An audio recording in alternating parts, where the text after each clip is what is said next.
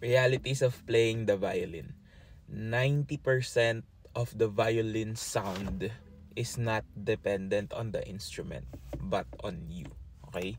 So, a lot of people think na there is a good sounding quality violin. Of course, when you get into higher prices na mga instrument, that is a factor already na maganda yung sound ng instrument na yon. But in the lower tiers, no, yung mga mumurahin, pare-parehas lang yung magiging tunog nun. Except for your input. Okay? So 90% ng tunog ng violin comes from the player, no?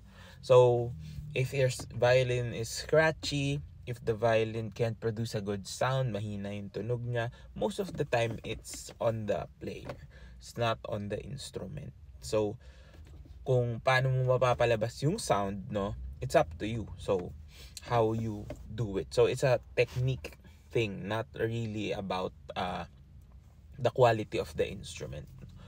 10% lang ng overall sound ng instrument mo will come from it. But everything, no, yung nasa bow technique, no, nasa intonation mo dito, kung paano gaganda yung tunog. No?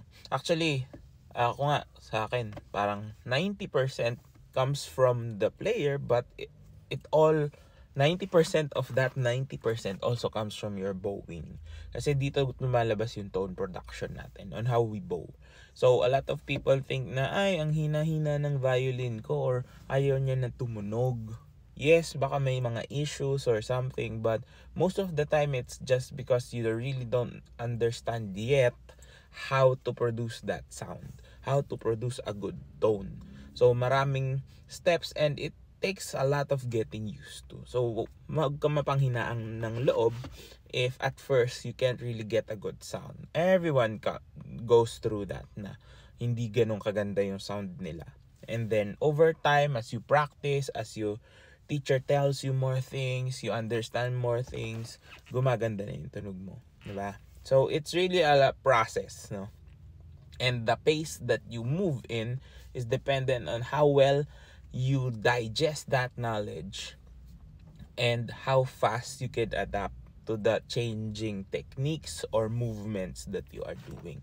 So continue to practice and you will eventually end up with a good sound, hopefully with proper guidance. So I hope this helps and follow for more, and I'll see you on the next one.